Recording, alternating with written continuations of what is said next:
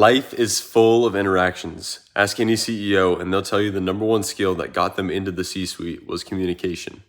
So communication in this topic, this field of interactions, is everything. I want to go so far to say that these interactions are like, the world is made of interactions. That's what the world is. So some people have definitions of the world as a collection of objects. Others have it as a collection of actions within this world of objects. This is something I haven't really studied too much yet, because I like not tampering my mind with ideas. I like trying to formulate them on my own first and then going in and studying the field. So my perception, or my take on it, is that perception about interactions is reality. So your world, your reality is made up of your perception of the interactions with the physical world and everything in it. If you look, you can kind of see like how this is at play.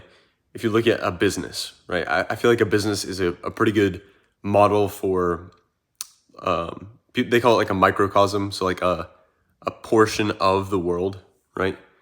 A business like runs like a group of people.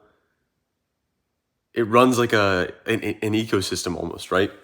So you can look to a business structure for advice or for wisdom on this topic. Okay, so what are some of the roles of, in business? You've got the HR department. You've got the financial department. You've got the salespeople. You've got the product development team. So what are each of these things? Well, HR is interactions with other people. The financial department is interactions with money. The product development team, interactions with, product, with things.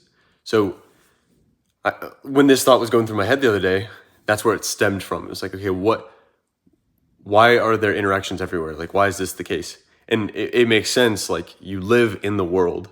And so, of course, how you're going to act in the world. Sorry. I actually had a ton of tomatoes. How you're going to act in the world is you're going to interact with the things around you, right? Okay, so that makes sense.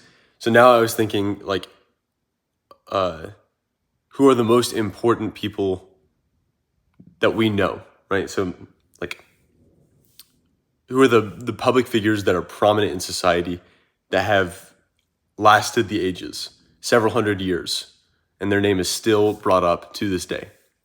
And so you look up this list of the top 100 most influential people of all time, and it's religious leaders, political leaders, then scientists, inventors, then explorers, revolutionaries, people in charge of the media, and one last one that I'm forgetting about.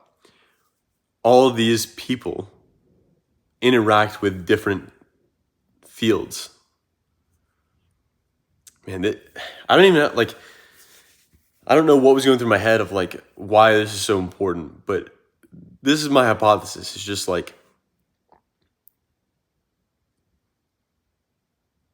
our experience of the world is made up of our perception of the interactions with the world.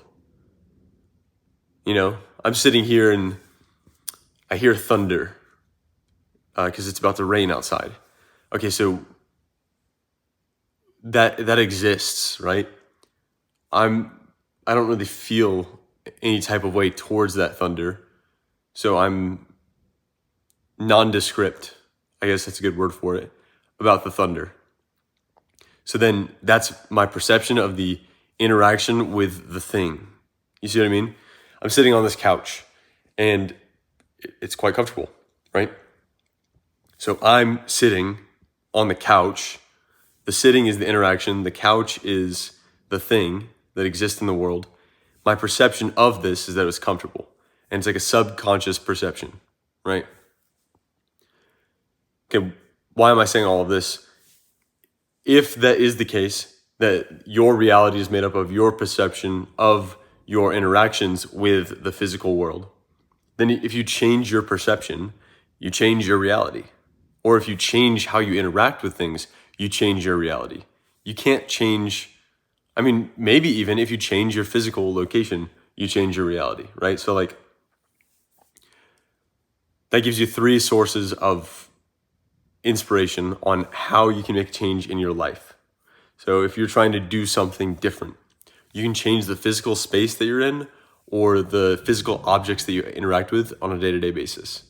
So at the most basic level, like if you change the food that you eat, right, then that's changing one of the physical elements that you interact with on a day-to-day basis by eating these foods.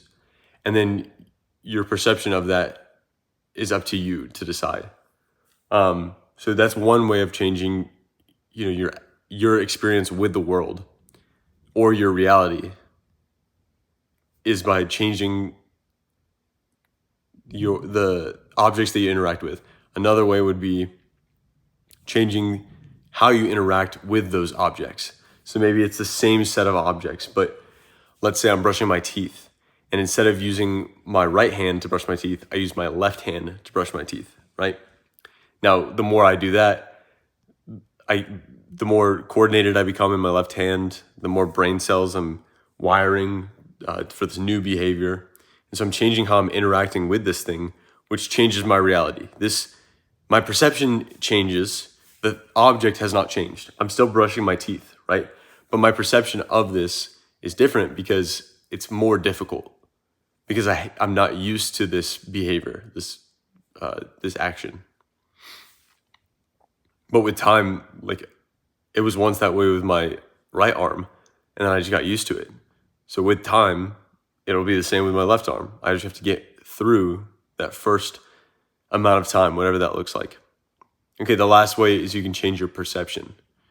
And how does that work? I mean, at the end of the day, it's up to you to decide how you believe something has affected you. For example, I just ran 9 miles just now, right?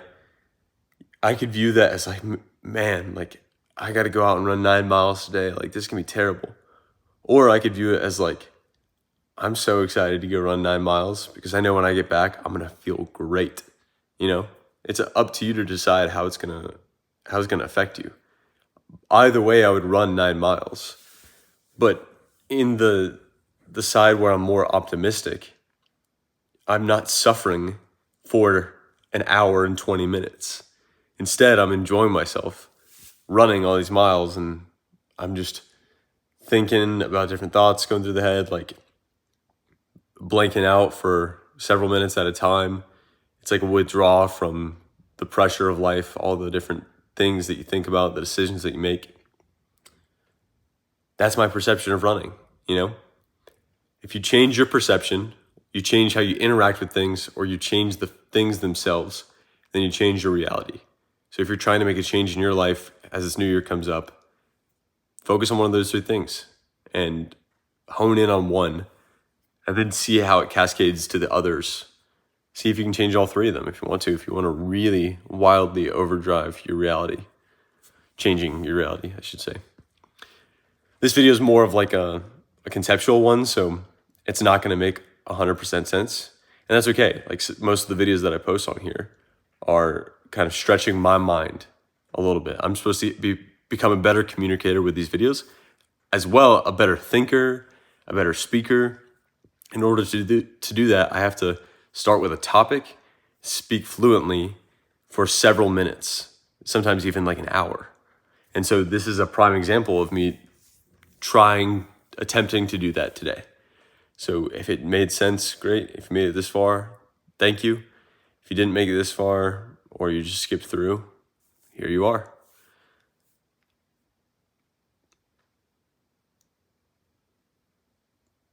Why not us?